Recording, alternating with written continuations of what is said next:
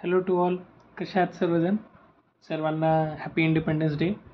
आज independence day आहे आणि सर्वांना नमस्ते आणि नमस्कार परत आणि गुड इव्हनिंग पण. सर्वजण माझ्या रूममेट्स राखीसाठी सेलिब्रेट करण्यासाठी गावाकडे गेले आहेत आणि मी एकटाच आहे रूममध्ये. तर आज म्हणलं काही एक इंटरेस्टिंग कन्सेप्ट किंवा एखादं मेकॅनिझम वगैरे घ्यावं. So today we are going to know about this some important mechanism of two hormones that maintains the calcium regulation in our body. So आपल्या बॉडीमध्ये कॅल्शियम रेग्युलेशन कसं होतं किंवा दोन हार्मोन्स आहेत ते एकमेकांसोबत हायपर कॅल्सिमिक कंडिशन आणि हायपोकॅल्सिमिक कंडिशन म्हणजे एक्सेस जर कॅल्शियम आपल्या ब्लडमध्ये झालं आणि जर किंवा कॅल्शियमचं प्रमाण कमी झालं जे की नेहमी कशाशी रिलेटेड आहे ऑस्टिओपोरोसिस किंवा बोनच्या डेन्सिटी रिलेटेड जास्त रोल प्ले करतात. कॅल्शियमचा रोल आपल्या तिथे जास्त आहे. जे आपले काही बोन्स आहेत किंवा कॉन्ट्रॅक्शनसाठी मसल कॉन्ट्रॅक्शनसाठी आपल्याला कॅल्शियम रिक्वायर असतं.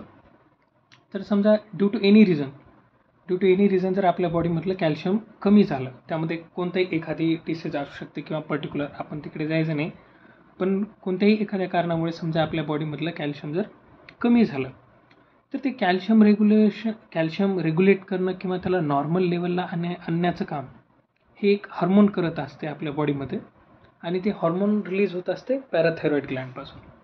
आपल्याला माहिती आहे थायरॉइड ग्लँड आणि पॅराथायरॉइड ग्लँड. पॅराथायरॉइड ग्लँडचे 4 लोब्स असतात, मागे राऊंडेड बॉडीज असतात. तिथून काय होतं, पॅराथार्मोन नावाचा हार्मोन रिलीज होतो. मग पॅराथार्मोन काय करतं, आपल्या बोन्सवर ॲक्ट करतं. आपल्या बोन्सवर ॲक्ट करून बोन्समध्ये आपल्या ऑस्टिओक्लास्ट नावाच्या एक सेल्स असतात जे काय असतात, बोन ब्रेकिंग आणि किंवा बोन इटिंग सेल्स त्याला आपण म्हणतो, जे की काय करतात, बोनचं डिमिनरलायझेशन करतात किंवा रिसॉप्शन करतात. बोनचं रिसॉप्शन झाल्यामुळे काय होतं, बोनमध्ये जे काही कॅल्शियम फॉस्फेट आहे, जे कॅल्शियम फॉस्फेटच्या फॉर्ममध्ये स्टोअर होतं बोनमध्ये, त्याचे कॅल्शियम निघतं आणि आपल्या ब्लडमध्ये येऊन ते ॲक्युमुलेट व्हायला लागतं, म्हणजे ब्लडमध्ये ट्रान्सफर करतं पॅराथॉर्मोन. मग काय होतं, मग आणखीन पॅराथॉर्मोन कसं कॅल्शियम रेग्युलेट करणार, आणखीन जे काही आपल्या निफ्रॉन्सचे ट्युब्युल्स आहेत त्या निफ्रॉन्सच्या ट्युब्युल्सवर ॲक्ट करणार.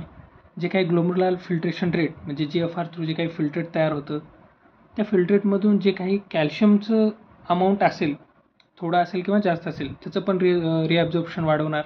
तिथून एक कॅल्शियम झालं, हे दुसरं मेकॅनिझम. फर्स्ट झालं बोनचं रिसॉप्शन करून आणि सेकंड झालं नेफ्रॉन्सवर ॲक्ट करून आणि थर्ड म्हणजे आपल्या स्मॉल इंटेस्टाईनमधून समजा जे काही आपण कॅल्शियमयुक्त डाईट घेऊ आपल्या पालेभाज्यात किंवा रोजच्या जेवणामध्ये किंवा जे काही समजा मिल्क असेल, एनिवे डाईट, पालेभाज्यामध्ये नाही जास्त आयरन असते, पण ह्या जे काही जनरल डाईटमधून आपण कॅल्शियम घेतो त्याचं स्मॉल इंटेस्टाईनमधून ते अब्झॉर्प्शन करायला लागतं पॅराथॉर्मोनवर. स्मॉल इंटेस्टाईनमधून का, कारण स्मॉल इंटेस्टाईनचा सरफेस हा मॅक्झिमम असतो, तिथं मायक्रोविलायचं कॉन्सन्ट्रेशन जास्त असते. तर ॲब्झॉर्प्शनसाठी हा फेवरेबल म्हणजे पोर्शन आहे स्मॉल इंटेस्टाईनचं, कारण लेंथ खूप चांगली आहे स्मॉल इंटेस्टाईनची आणि मॅक्झिमम सरफेस एरिया आपल्याला तिथं भेटतो ॲब्झॉर्प्शनसाठी. त्यामुळे तिथून एक कॅल्शियम ॲब्झॉर्ब होणार. मग आपल्या बॉडीमध्ये काय होतं, आता कॅल्शियम चांगल्या लेवलला येतं किंवा वाढतं कॅल्शियम. मग जर समजा कॅल्शियम वाढलं खूप, मग त्याला आणखीन मेंटेन करायचं असेल तर आणखीन एक थायरॉइड ग्लँडपासून हार्मोन रिलीज होतो, त्याला आपण थायरोकॅल्सिटोनिन म्हणतो किंवा कॅल्सिटोनिन म्हणतो सिम्पली.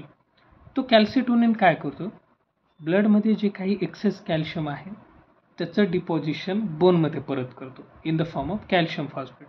जे काही ब्लडमध्ये एक्सेस वाढलेलं कॅल्शियम आहे किंवा अवेलेबल आहे त्याचं बोनमध्ये डिपॉझिशन करतो in the form of calcium phosphate. मग हे असं केल्यानंतर कॅल्शियमचं जे काही रेग्युलेशन आहे किंवा नॉर्मल कॉन्सन्ट्रेशन आहे आपल्या बॉडीमध्ये ते मेंटेन राहतं. आता बोनचं समजा कॅल्शियमची जर डिफिशियन्सी झाली त्याला हायपोकॅल्सिमिक कंडिशन आपण म्हणतो, आणि जर कॅल्शियम वाढलं तर त्याला आपण हायपर कॅल्सिमिक कंडिशन म्हणतो.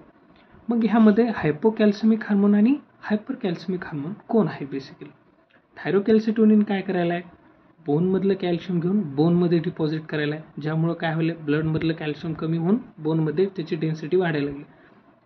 मग काय व्हायले, कॅल्शियम कमी व्हायला म्हणजे मेंटेन व्हायला. तर हा हार्मोन आहे हायपोकॅल्सिमिक हार्मोन. कॅल्सिटोनिनलाच आपण काय म्हणतो, हायपोकॅल्सिमिक हार्मोन म्हणतो, जो की ऑस्टिओपोरोसिस ह्या डिसीजमध्ये एज रिलेटेड जे काही डिसऑर्डर आहे ऑस्टिओपोरोसिस, जे फिमेल्समध्ये मोस्टली कॉमन होतं आफ्टर मेनोपॉज झाल्यानंतर. कारण कॅल्शियम आणि इस्ट्रोजनचा थोडा रोल आहे इथं ऑस्टिओपोरोसिसमध्ये, ते थोडा वेगळा पार्ट आहे. त्यामुळे ह्या कंडिशनमध्ये थायरोकॅल्सिटोनिनची जे काही रोल आहे तो इम्पॉर्टंट होतो आणि तिथे इम्पॉर्टन्स आहे थायरोकॅल्सिटोनिनचं. त्यामुळं थायरोकॅल्सिटोनिन हा हायपोकॅल्सिमिक हार्मोन आहे, जो की ब्लडमधलं कमी करून बोनमध्ये वाढवायला आहे. बोनमध्ये कॅल्शियम फॉस्फेटचं म्हणजे बोनची डेन्सिटी चांगली होईल.